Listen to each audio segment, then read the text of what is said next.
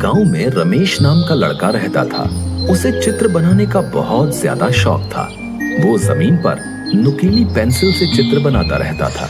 उसके पास कागज और पेंसिल खरीदने के पैसे नहीं थे। वो हमेशा सोचता था कि अगर मेरे पास पेंसिल होती तो मैं कितने सुंदर चित्र बनाता। वो छड़ी से हमेशा चित्र बनाता रहता है।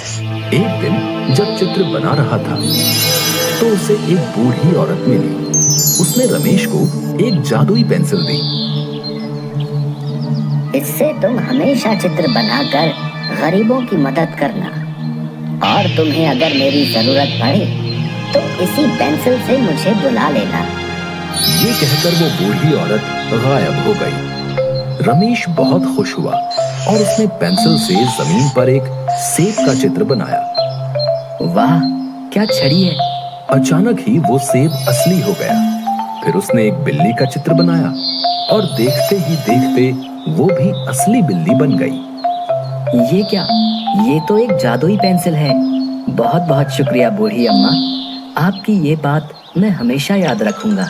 अब रमेश ने फलों की टोकरी बनाई और वो भी देखते देखते असली बन गई।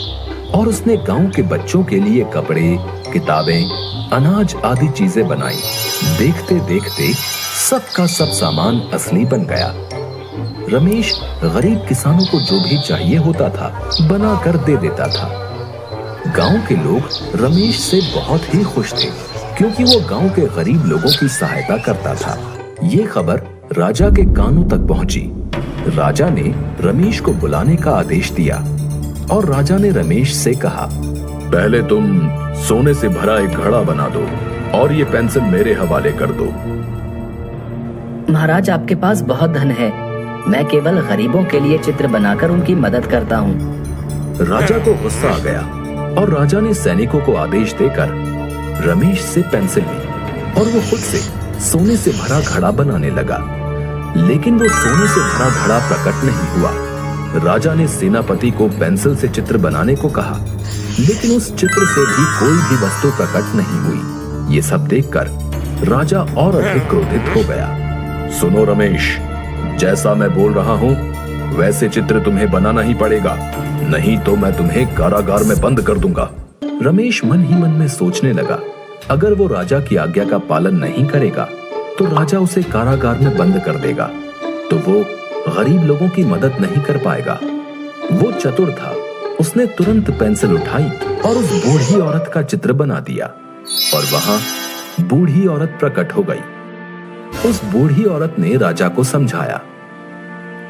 प्रणाम महाराज, सच कहूं तो आपके पास धन की कोई कमी नहीं है, लेकिन वाकई में जो गरीब है रमेश उनके लिए ढेर सारी खुशियां लाने का काम कर रहा है। आपने उससे ये पेंसिल छीन ली, लेकिन ये आपकी इच्छा अनुसार कोई काम नहीं कर पाई और न ही किसी और के हाथों से उस चित्र में जान आएगी। रमेश के काम के प्रति लगन और उसकी ईमानदारी देख के ही उसे ये पेंसिल मिली है। राजा को अपनी गलती का एहसास हो गया और राजा ने रमेश और बूढ़ी औरत से माफी मांगी और फिर बूढ़ी औरत वहां से गायब हो गई।